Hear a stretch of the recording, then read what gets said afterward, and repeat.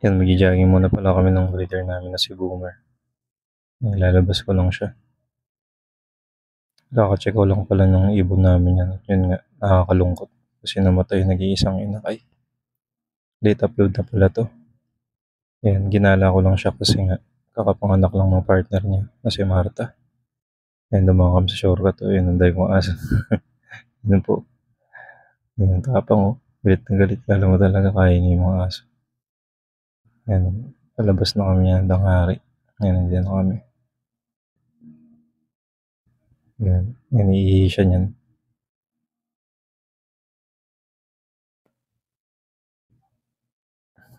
Dumupi pa nga. Bawal pala yan, kaya mamaya babalikan namin yan para linisin.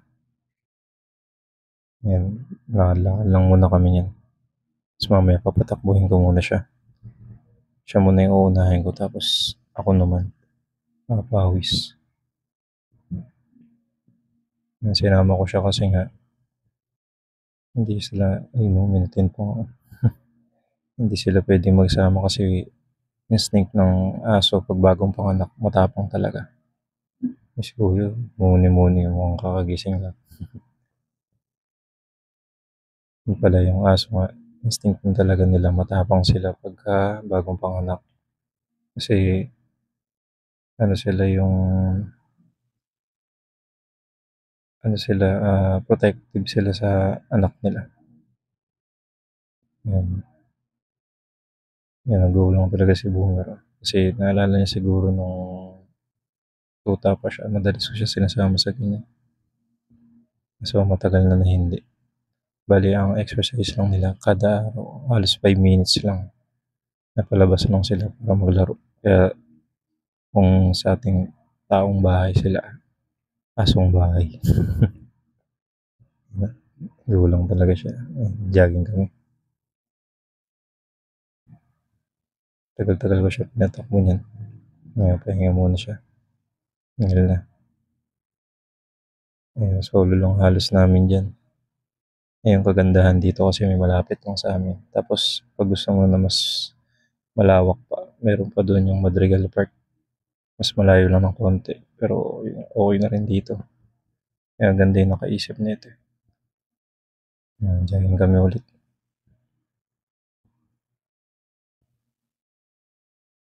Yan. Tawag ko siya karang picture kasi hindi namamansin. Pagod na. Yan, hingal na hingal siya. Yan muna kami. Yan, naghanap ako ng pagtatalian ko sa kanya. Kasi magdidrills naman ako niyan. Ako naman yung magpapawis. Yan, dyan siya itatali.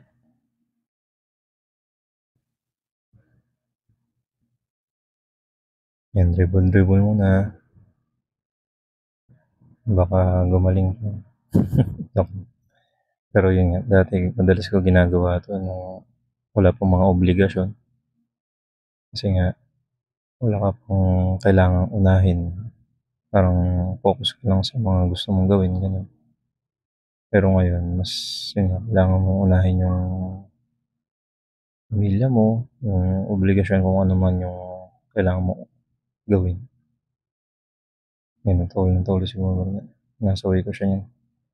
Tinatahol niya yung mga tao. Nadaan. Yan. Ito yung madalas ko nga palang ginagawa talaga dati. Kaso mas may kailangan unahin. Pero yun nga, nasa tao pa rin kasi kahit binata ka o may trabaho, ang galit na galit siguro ako kasi may dumaan ng mga aso. Yan. Pagka tamad ka, wala. Hindi mo rin kayang magawa yung mga simpleng bagay kagaya nito. Kasi nga, pagka ano, dedication ay sisingit na yun. Pahinga muna. Tulog pa rin siya kasi may mga dumang aso niya. Galit siya. Yan. Hindi naman ako magpapawis. Yan ang ganda nito. Kasi dati masipag ako magganito pero may time na sumasakit yung spinal ko. Kasi kahit walang ganyan, mahilig ako ayan yung mag-twist-twist ng hips. Kasi talagang nakakaliit talaga yun ng tiyan. Kaso nga 'pag walang equipment kagaya nito masakit. Lalo na ako lakihin yung bewang ko, eh. Kasi dati mahilig akong humiga kahit hindi pa siya nakapagpahinga o dumapa, yun sakit ko yun. Nadapa kaagad ako. Pero ngayon hindi na puwedeng gano'n. Kasi lalaki talaga agad yung tiyan mo. Ayan, kaya malaking bagay yung mga ganito. Sa bahay may ganyan din kami kaso nga medyo sira na. Sarap niyan. Mahirap siya pero mararamdaman mo sa mga sumunod na araw talagang sarap sa pakiramdam. Si nanay namin bumalik. Galit na galit si Boomer niyan. Sinasabi ko siya niyan. Check muna ako ng oras.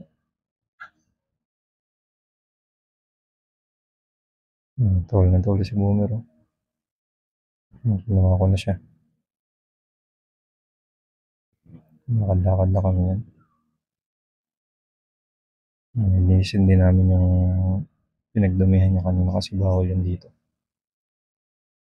Ang ganda talaga nito. Sa Laguna lang ako nakakita nito. Tsaka sa QC. Yung mga ganitong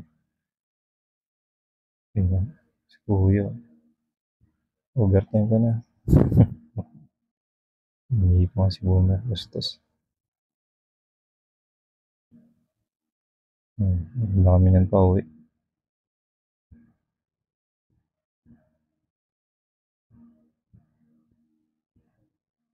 Shooting pa sana ako nyan eh. Nandyan. Pagkano mo dyan may ring dyan. Kaso anong oras na rin. Ay, umuwi na kami. Yun dyan may ring dun. Medyo malapit na kami sa binuhat ko siya kasi baka ang dami na ng mga aso. Kaya kanina yung maraming aso. Yun, may aso po nga. Nagalit si Boomer niya. Ano ba talaga laking aso. Nalakad na kami dyan sa shortcut. Diyan yung may tatlong aso kanina. Ngayon puro manok na. Maingat pa rin. Tukayin siya ngayon. Pasok na kami sa amin. Tali ko muna siya dito. Maya maya pahinga muna. Tapos papaligawan ko na siya. Tabi mo na yung mga gamit. Pahinga na rin muna yan. Bad muna. Flex muna yan. Ikatso. Oo.